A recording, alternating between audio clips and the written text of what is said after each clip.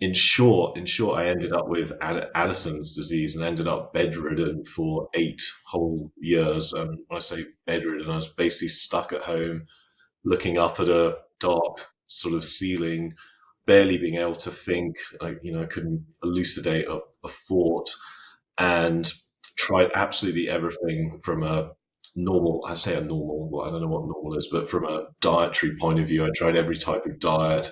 I did all the fasting, all the functional medicine type things you would have heard of, but none of that worked. So after about 7 or so years, I basically thought to myself, I don't have any energy, so I should study where energy comes from, which brought me into this wonderful world of bioenergetics. And now, Escaping the Drift, the show designed to get you from where you are to where you want to be. I'm John Gafford, and I have a knack for getting extraordinary achievers to drop their secrets to help you on a path to greatness. So stop drifting along, escape the drift, and it's time to start right now. Back again for another episode of Like It Says in the Opening, the show that gets you from where you are to where you want to be. And if where you want to be is healthy and to live for a really, really long time, I have a really super interesting guy beaming in from the sunny slopes of Park City, Utah, into the studio today. He is somebody that is an inventor. He is a systems thinker. He is a health futurist. We're going to get into exactly what that is. He's the founder of NES Health, XPO Health, Energy for Life. Like I said, he's a bioenergetic expert, an entrepreneur, a speaker, and a filmmaker. And he's here to tell you how to live forever. Maybe not forever, but for longer than you're planning on living now. Anyway, ladies and gentlemen, welcome to the program. This is Harry Massey. Harry, what's up, man? It's all good. I'll totally tell people how to live forever. I'm gonna live forever myself. You're gonna live for. We're living for. With I always think about. I always think about. I'm aiming. My minimum is 120, but I think as long as we can do that, we'll keep going.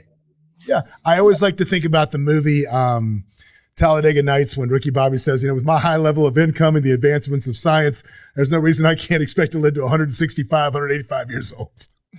But it was. So how did you get into this, man? How did you get into this? So it's a pretty curious story, but when I was 20, I had these three very dramatic accidents or instances in my life. But one, I was ice climbing and I fell, fractured my spine, and this was in Scotland. I didn't know I'd fractured my spine, to be honest, until I'd had a paragliding accident another year and a half later. And that time when they took me to hospital, they saw that I had a fractured spine from before. I also was living a very, very hedonistic life, rock climbing at university and partying. So I was like burning the candle like to a ridiculous extent. And I ended up getting like just a sort of an Epstein Barr virus on another climbing trip and got really, really wiped out.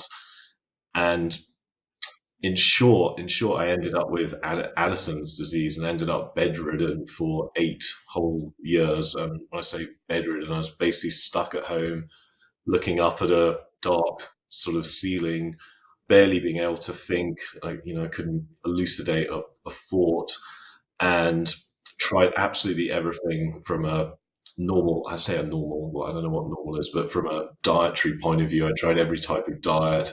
I did all the fasting, all the functional medicine type things you would have heard of, but none of that worked. So after about 7 or so years, I basically thought to myself, I don't have any energy, so I should study where energy comes from, which brought me into this wonderful world of bioenergetics, which is the study of energy in living systems. Ended up meeting a scientist from Australia who'd been looking at how the body works from a physics point of view, which I can get into. That's a whole sort of topic in itself. And from that, I basically ended up inventing, actually with this other scientist who died about 12 years ago now, but we ended up inventing this whole sort of physics first system of healing, and a whole bunch of different devices and technology came out of that. Yeah, it's super interesting. I'm so happy to see you on here today because I went to Antarctica last week and I've been so jet lagged all week. I'm like, is something wrong with me or am I jet lagged? I have no, like, dude, 2:30 in the afternoon, I'm cooked every day. I just have no energy right now. So I was like, man, I'm going to talk to the energy guy. Random question before we get into this real specific, what we do. Jet lag, what can you do for that? Right? Because that's what I need help right now. I'm dying. Well, once it's already happened, so it's in your case, there's nothing we can do before you fly. You've already come. Well, you've already come back. That's a different story. But Yeah. now you're back. Actually the quickest way is actually injecting NAD. I would say. So I take liposomal. I take liposomal NAD plus. That doesn't do anything. No, doesn't do anything. Absolutely nothing. What will work a bit better is NMN. So you can take NMN and that will convert to NAD.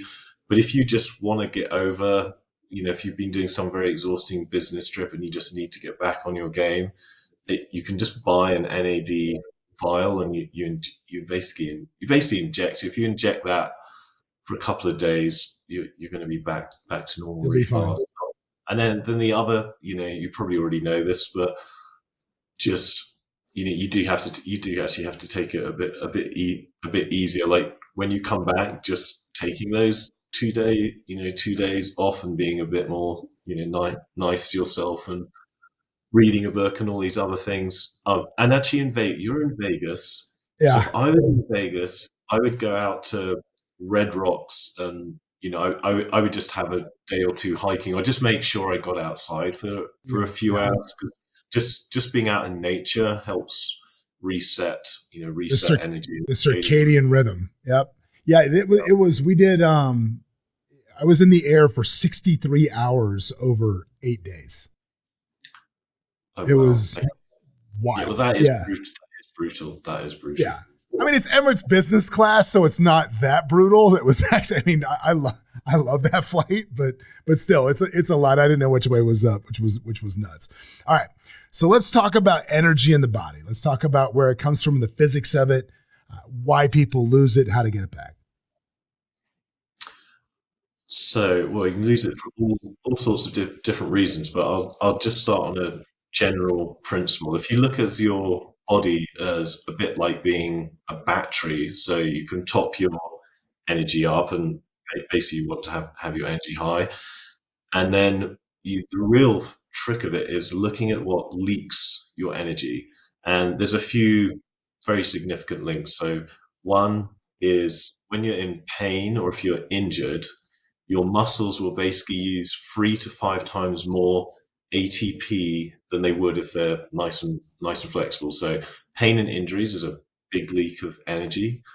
The second actually is just having inefficiency in the body. So if you are living an unhealthy life and your kidneys aren't working properly, your liver isn't working properly, that's just general inefficiency, which I'll get to how we solve that in a minute. And then the third biggest, it's actually one of the largest, and it's the most easy for you to solve, is basically negative emotions and different states. So, and that can use like 30 to 50% more energy overall. So you could be angry. Let's just say you're angry. If you're angry, you're wasting all that extra thought energy in your head. And it's the same with anxiety. So take anxiety and anger. You're using all that extra thought energy. It creates far more cortisol release. It could create adrenaline release. It's firing up your sympathetic systems so you can't rest and relax. And so overall, that will just burn up a ton of energy. And so how people actually lose their energy over time is generally through stress. It can be through overtraining, getting injuries, and then just general things that will inflame their bodies. If you live a bad lifestyle, etc., or you could get a viral infection or things like that. So, and if you look at the body, you can look at the body from a very, very simple equation that's really just health or vitality it's literally just two things. It's just voltage, which is your overall charge, and it's divided by resistance. And resistance is basically what we've talked about. It's where you're leaking all the energy. Or another way you could put it is healing equals your overall sort of energy reserve minus all of the energy leaks. And so if your energy leaks are too high, you just don't have enough energy left to go about your day-to-day life and to heal. So the whole game is to reduce the leaks and increase the amount of energy you put in your system. But to begin with, you don't really want to just put energy into a broken system because it's like putting I guess rocket fuel in a really bad car, like it would just blow up. It would just blow up. Well, So what I'm thinking is like it's kind of like your iPhone, right? Like when you first get it and you charge it, it'll stay charged for like 3 days, and then like 2 years later, the quality of the battery goes down. So as much as you charge it, yeah, weird code and it's all inefficient. Yeah. yeah, Yeah. as much as you charge, it doesn't matter. So same way. So it doesn't matter what you do if your max battery capacity is only at 65%. So what you're trying to do is repair the battery from 65 back to 100. Exactly. How do we do that? And then make the body super efficient again. Well, the main biggest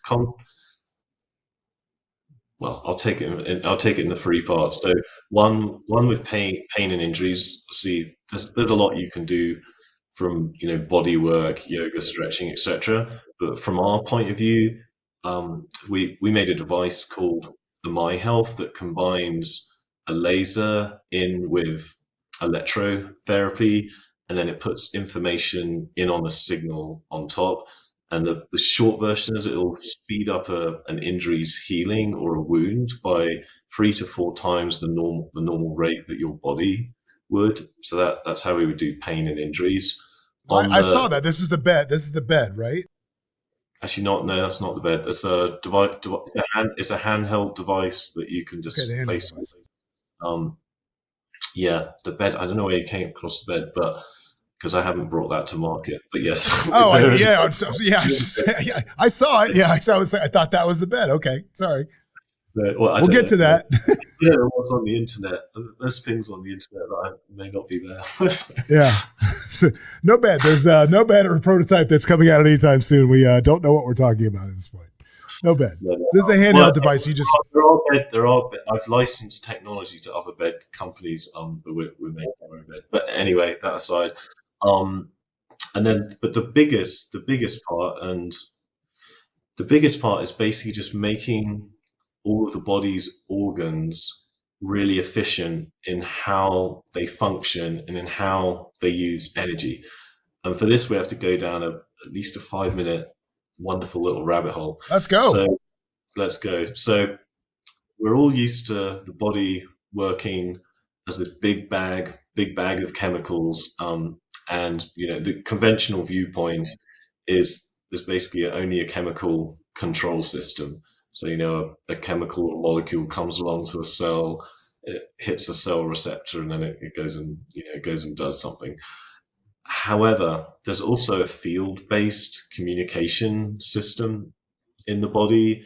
So, for example, your nervous system is producing a field, your heart produces a magnetic field.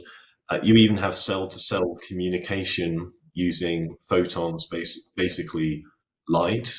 And that's what we call the body field. And so from a physics point of view, that's the master overall control system, because physics sits above chemistry, and chemistry sits above biology. Biology governs healing and how we get better. And the most effective way that we can get our body to be more efficient is basically just to give it direct instructions. And we can use an electromagnetic field, and we can use light. We can do it through a wearable device as well. And we basically just imprint information straight back into the body, and that will help your body to become more energy efficient. And then the last way is the whole negative emotional side. That's that's a big topic in itself.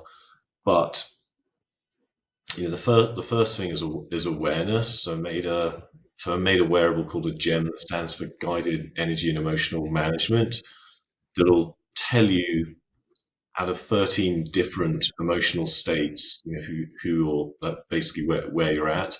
And when you have awareness, you can do something about it, and the app will basically coach you with what to do about it. But it will also send back a biosignature back into the body to help reduce your stress and help to balance your emotions.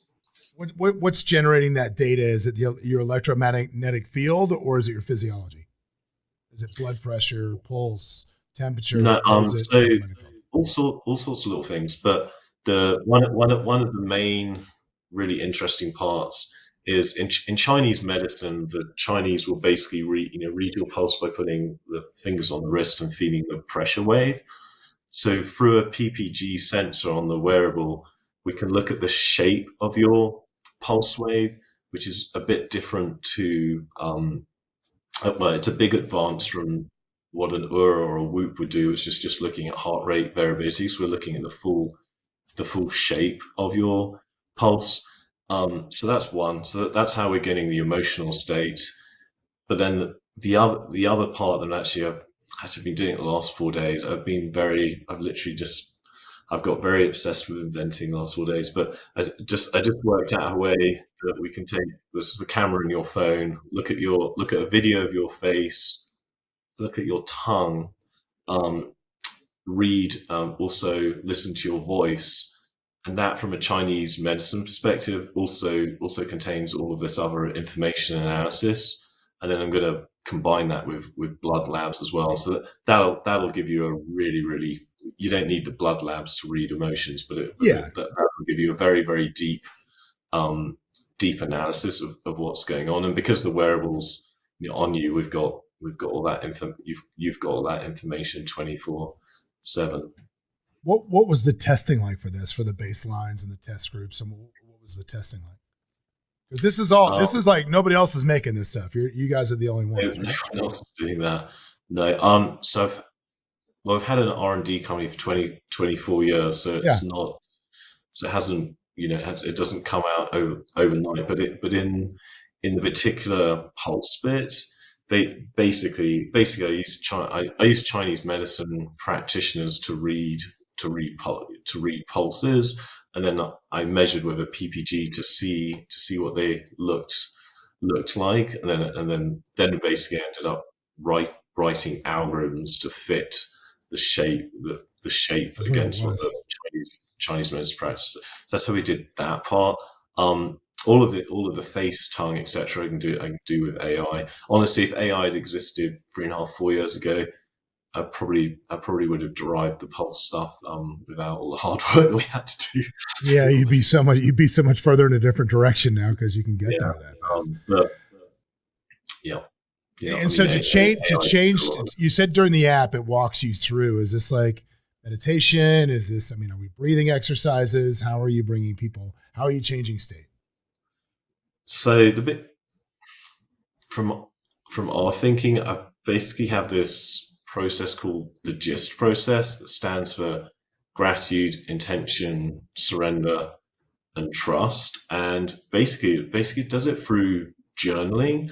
But in short, if you write down each day what you're grateful for, so but basically you look at what you did yesterday, you notice the wins, you give gratitude to the people and the situations, that automatically calms you down, but it also puts you in a state of receivership.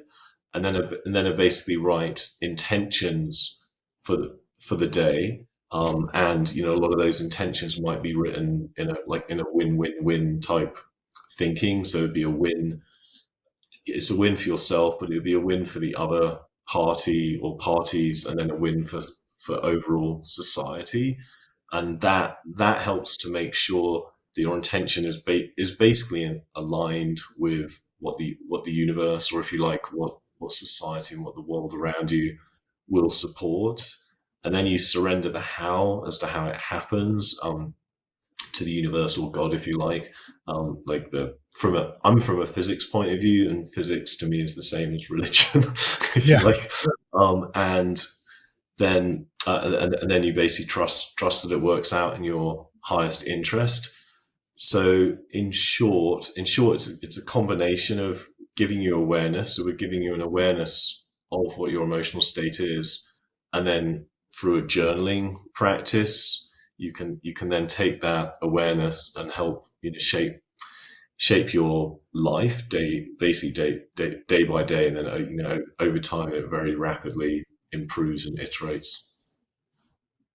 What do you think has a bigger impact on your overall health? What goes in your mouth or what goes in your head? Ultimately it's because your head, because your head also controls what goes in your mouth. True, So, fair. Okay, that's you yeah. can't loophole. You can't loophole it. I mean, what I'm saying is does emotional state you think have a longer is that Oh, a no, no, worse I know what you detriment mean. to the body Uh, than what than now? Granted, I'm so not talking about like Burger King and Twinkies every day. I'm talking about like Well, so not so taking so care of for yourself. example, there's a long-term study called the ACE studies that looked at adverse childhood events and different diseases.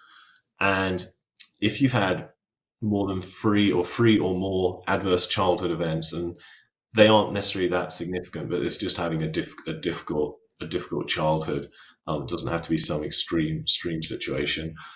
If you've had three of those, you have four times more likely risk of having of a heart attack, of getting cancer, etc. Mm. But here's the most crazy statistic: is you actually have overall you have a 20-year reduction in your lifespan, and so meaning if the average person lives to 85, if you've had more than three childhood events that then basically makes you stressed for for eternity, um, you would only live to 65. So Oh that wow. so it's extremely significant. Now, yeah, if you lived on, it's all relative. Like if your only diet was McDonald's and fries, that's not going to be too good either. No, well, But I think, well, it's. I was telling my wife last night. you know, I spent about a week in South Africa when we did our trip, and I think they must be somewhat strict about what can go into food and what can't go into food there, because I felt great the whole time. I just felt lighter. I felt good. I always eat fairly well, but I think there's probably some stuff in our food in the United States that it was not in the food there, and it definitely made me feel better. I just felt really good the whole there's time a I was lot of there. glyphosates in the food in the States, unfortunately. Yeah. Yeah. And they don't have it in Europe. I don't know about Africa, but they don't have it in Europe, glyphosates. No, I'm assuming it was somewhat. I'm assuming it was somewhat better as we went along. So the wearable, is that available now? Like, is that something you can get now? Yeah, absolutely. Yeah. I'm trying to think. I think there's about 4,000 turning up next week, but yeah, depends on the stock level. The initial few thousand disappeared pretty quickly. Yeah, I think people probably just don't have a good idea of how much their mood or state is affecting them in any given moment. It's probably you just don't realize. So was it when you go out in the red zone where you shouldn't be, to start beeping and letting you know, like, yo, you need to calm down. This is an issue. It'll tell you basically if you're frustrated, if you're anxious, if you're impatient, but it also tells you the positive sides as well. So yeah, it tells you if you're joyful, happy, etc. Awesome. Well, let me ask you, just because you're obviously 360 degrees on this as far as health. I'm going to ask you because you told me the liposomal NAD was useless. Damn you, Gary Brecka. You told me that was useless, which I thought it might be, right? I'm not naive. I thought it might be, but I'm going to run through some other stuff that we do, and you tell me the Yeah, value of this. I've personally never noticed, and if you inject it, you feel it instantly. So All right. Okay. All right. Let's talk about peptides. Are you a peptide guy? I know a bit about peptides. Yep, Okay. All right. I'm really a physics. All right, like BP 157 and TB 500 for inflammation. Yeah, yeah. I mean, the first one's good for inflammation and injuries, etc. But yeah, you sort of want to inject it right where right where the injury is, then it's pretty good. Yes. I find Okay. like systemic is not as good. Yeah, the TB500 is super interesting. I'll tell you why. Um, so this isn't much of a well-known fact, I think, in the health world. So one of the reasons of when you're basically a kid and you're a teenager, you have a really healthy thymus. It's a very large thymus, and that basically ends up producing all the white blood cells, and it's basically managing and controlling your immune system. And a thing that people don't totally appreciate is your immune system really governs where stem cells will go and basically directs different areas of your body to repair. So if you have a big, healthy thymus, your repair system, i.e., your regeneration system, i.e., your secret key to living a long life, is unlocked. And when you get to 56-year-olds, unfortunately, the thymus has shrunk down to 20%, and it's basically sort of withered, and it isn't that effective. But as you mentioned, TB500, yeah, TB500 is one of those peptides that will help regenerate the thymus function, which therefore in turn does help reverse biological aging. So yeah, that's sort of a big area for us. So I'm just about to set up a clinic in Park City, and we're doing that's well, it's a physics first healthcare it's basically a physics first longevity center, and we're using a type of stem cells. We're using peptides, and then we're using this whole field side physics first approach as well. But yeah, it's an interesting area. I'm looking at imprinting peptides, which is another whole area. But basically, so a peptide has a particular function, but we can imprint it with extra information, so it'll more specifically target a particular organ. That's I want to go and do it to myself now. Yeah. Well, yeah. So that's good. At least I got my peptides are good, which is good. Yeah, I definitely notice a difference when I'm on that cycle of those things. I was doing the GK the copper in a glow stack, but it hurt my joints. I couldn't do it. I had to get rid of the copper. I injected that once, and I got a terrible headache, and another friend did as well. So I just put it in the bin. Yeah. I don't know why. I have used it on my face. I just get the powder and I mix it in with a cream and put it on my face sometimes. Okay, so you can do topical with. I never thought to do topical with that. Okay. Yeah, it works really well in the cream. Yeah. Okay. Next thing, sleeping with a grounding mat on your bed. I used to. I didn't notice enough. But in theory, I totally agree with it. I just personally haven't noticed. And if I compare it, so yes, obviously you're basically grounding the electrons in your body. But for example, like if you go and swim in a pool, or even better, if you go and swim in the ocean, like that's the best grounding, and you really do reset. But yeah, theoretically, I totally agree, and I'm not going to say anything bad. I bought one. I've had it on my bed for months. I didn't notice, and I don't know why I didn't notice. But anyway. I think it's just one of the things that my wife was trying to get us to live forever. So this is a lot of her. EMF mats. Sitting on an EMF mat. We have a giant one. Like a PEMF one. Yeah, I'm sorry, PMF. Yes, yeah, PMF mat. Yes. Yes, they're all good too. They're all good. So how would I describe that? I don't know that you want to do. I don't know that you want to do everything all the time, because then your body might get used to it. But yeah, I think using it 3 times a week would be good. Okay. Red light therapy panels. And yes, we have all of this stuff. It depends on the intensity of the bulb. So you mentioned earlier light beds. So some of our technology is in some light beds, and there's God, like I'm not going to mention names, but like some of the leading light bed companies out there, there basically isn't enough power output. And for example, if you go out in the sun, say you go outside in the summer, or you're in Vegas, it's really hot.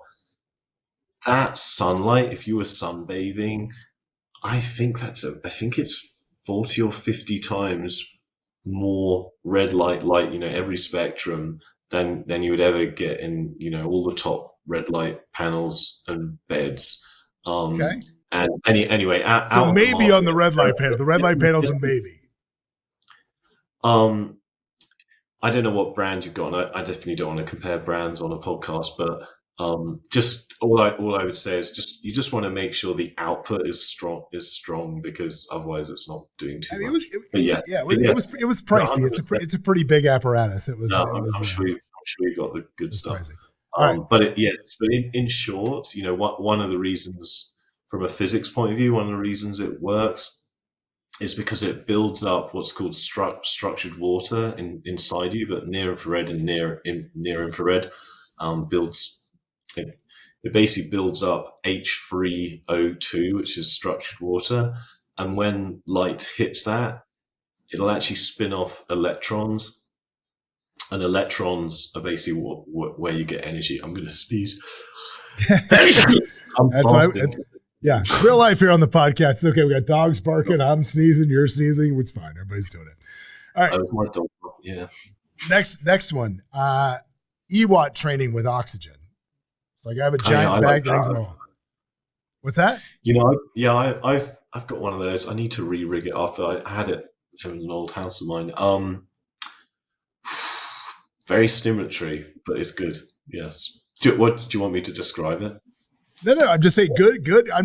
Look. It's we're throwing everything at the kitchen sink at this trying to stay alive thing, and some of it I just want to make sure that what we're doing. Anytime I have a subject matter expert on, I'm like, is this voodoo or is this really good for us? Let's roll back to basics. Okay. Maybe ask me how to stay alive. That'd be it. Yeah. So the three main organs you want to look after are the brain, and your heart, and your muscles. So that I'm going to combine the heart and the brain together, because the best thing you can do for both of those is low impact cardiovascular. So what I do, I have one of those AMT machines at home, and every morning I just get up and I do the 40 minutes at, for me, I'm doing 128 beats per minute, but don't copy my beats per minute. You need to be in your own level 2.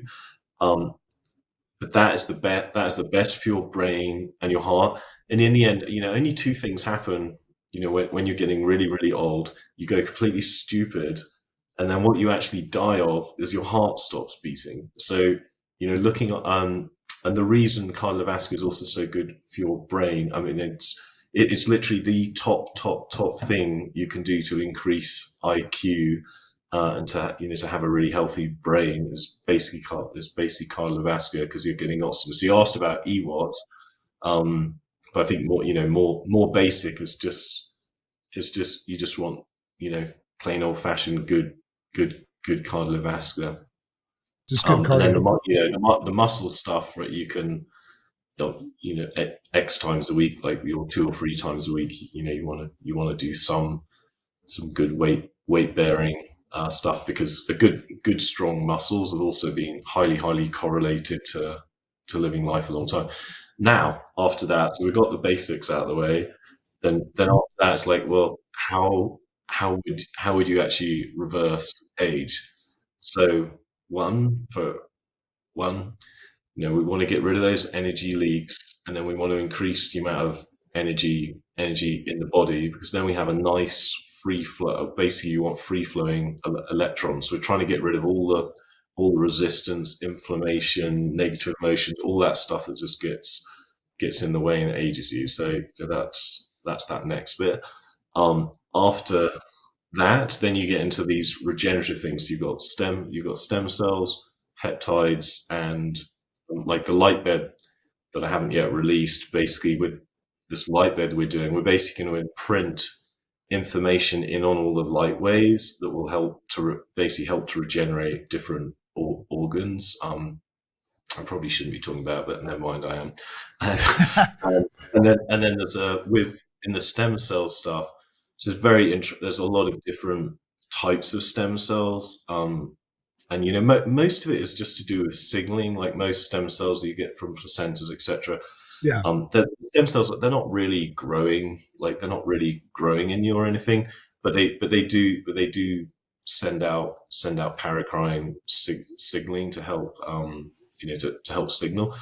But they're not always that specific. Like if you just have them in an IV, lots of them will get wasted in the lungs, and excreted, etc. So what I've been looking at, and I'm doing a study at UCSD at the moment, where we can basically imprint a stem cell, one, to make it more potent, and when I say imprint, we're imprinting it with field information, and then two, for the targeting, so it's more likely to go to a particular organ. I can't claim that yet because the study is not completed or finished, but anyway, that's a whole thing. But yeah, and then I think the fourth thing or fifth thing I would say would be to regenerate the immune system, because the immune system does actually govern repair in the body. Like when an area gets injured and inflamed, like it's the immune system that basically says, well, go and repair that part. So you want a healthy immune system. That's why your TB 500, and there's which is the other one. There's alpha. Is it alpha 1 or alpha 2? Anyway, there's a couple of peptides that will help regenerate the thymus. So to boost that up. Yeah. I call it decode, recode, restore. But basically, you want to decode the body to know exactly what's going on in the body, and we have like an AI analysis system that will work all that out.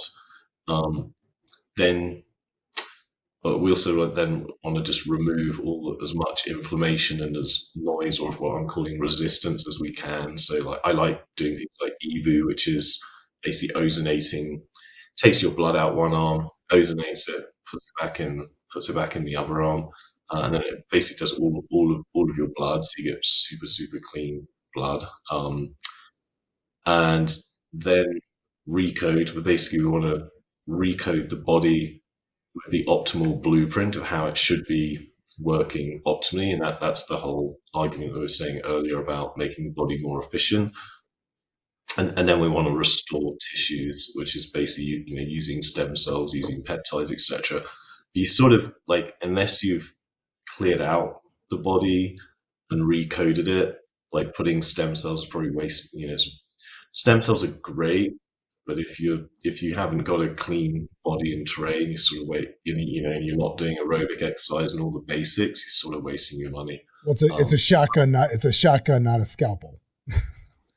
You're just shooting them at you everywhere and hoping you get where you need to be. Let me ask you this, because Alzheimer's and brain health has become such an epidemic, especially in this country. Why do you think that is? And is there stuff that you can do to protect yourself from that stuff? Alzheimer's and dementia, the biggest thing is just high blood sugar over time. And it is mostly lifestyle and bad diet, and just having too much sugar over, a whole 50, 60, 70 years of doing that. So that's the main thing. Goodness, what can you do? Well, I say diet and lifestyle is the top thing, I say, for Alzheimer's, and the whole aerobic exercise. I mean, you can start using GLP 1s and 2s and 3s and all of that too. But I would just say, just be careful with those. Let's talk about that, because GLP 1s are so in vogue. Everybody's on the Ozempic. Everyone's in vogue. The thing is, it's like everything. If you think something is a magic bullet, and I can just go about my normal life and eat the normal stuff and not exercise, and I'll just take this GLP. That's just not the right way to look at it. Now, I think to use it to help you make the change into a more healthy lifestyle. Like that's a good use of it, because it will Mm-hmm. help lower your blood sugars. You're not as hungry. Um, but yeah, it comes with the change of habits. I think that's the way to use it. But yeah, I'm a bit reticent of like just total like just do this, just do this, Yeah, because just do the one thing, and that's all you got to do. That's it. yeah, health is Everybody wants the health, magic pill. health is not like that, unfortunately. You've got to sort of, well, yeah, you want to tackle the big areas first, and then then it gets then it gets way more and more nuanced over time. So I'm So curious I about your I'm curious about your supplement game. So like, how often do you get your blood checked? How often do you adjust your supplements? How many supplements do you take a day? I'm curious. I just did this new epigenetic test that replaces going and getting all these different blood labs. I just got the results back this morning, so that had like 30 different things on it. I would say I think I'm getting my blood done about every 3 months. Which I think I mean, if you're really serious about reversing age, I'd say you probably want to be doing that. I guess if you're just wanting good health, maybe every 6 months is fine. Supplements, oh my goodness. I used to track. I'm not doing it right now, but I did have a big spreadsheet, and I'd have every single reason why I'm taking every single thing, and then my assistant would, that I would have my morning, lunch, afternoon, like all bagged up, and it was all like hyper organized. Yeah, I like stopped this, actually. like this big list that I have with all this stuff on it. Yeah. How many different supplements do you think you The take a thing is day? with supplements, it's such a hard one. So a lot of supplements are a bit useless, honestly. I'm much more of a fan of like getting it all from superfoods, whole foods, juices, etc. Like it's because like the whole plant really does have everything in all the right ratios.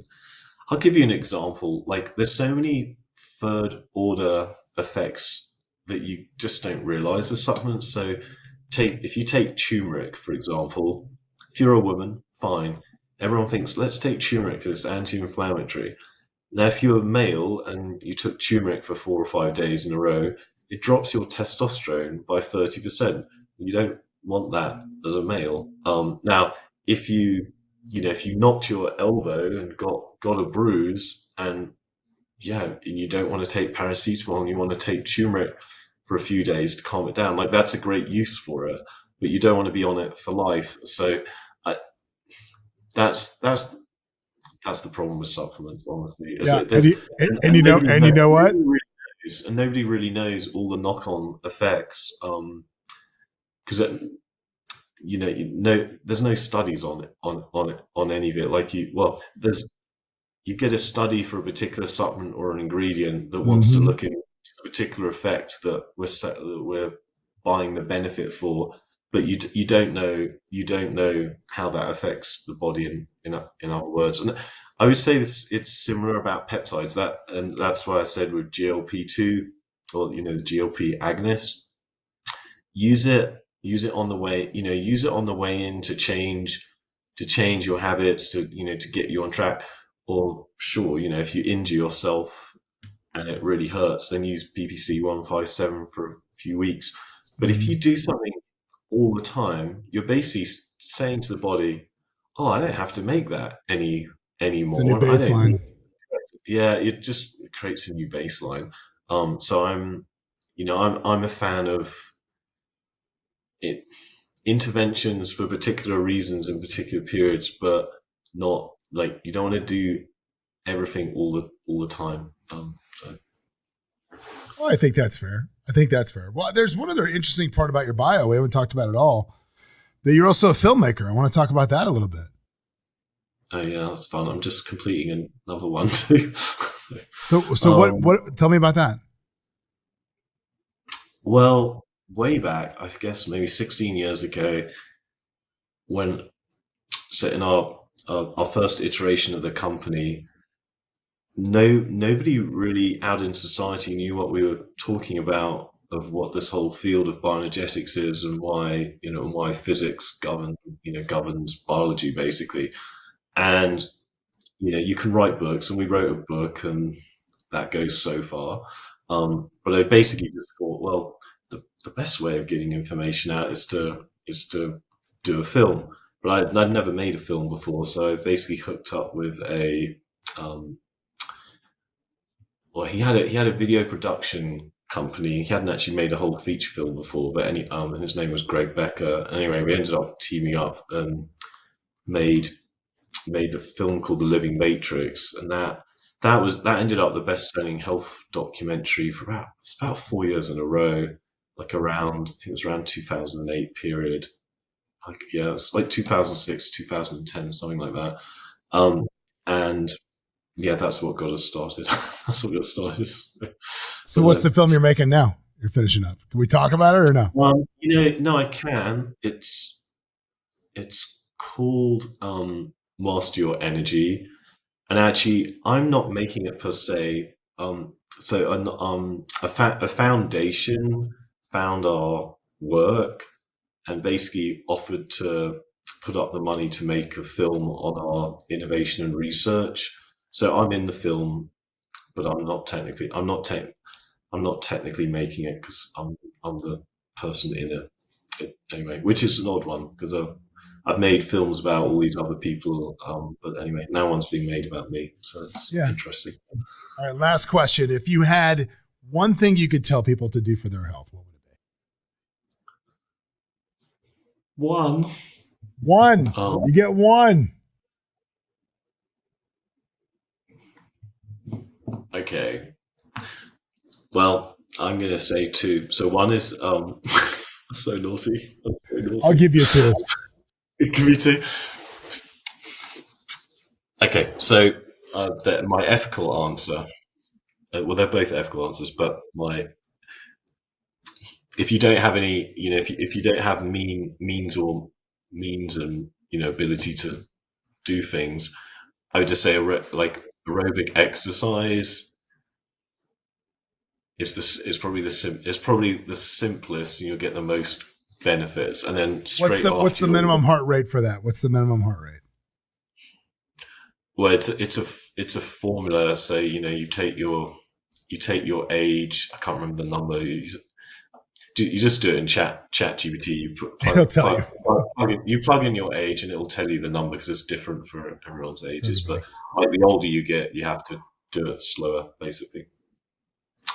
Yeah, it's max heart rate minus your age. I think that's the formula. Okay, that's the formula. Yeah, and the second. I would say the second one.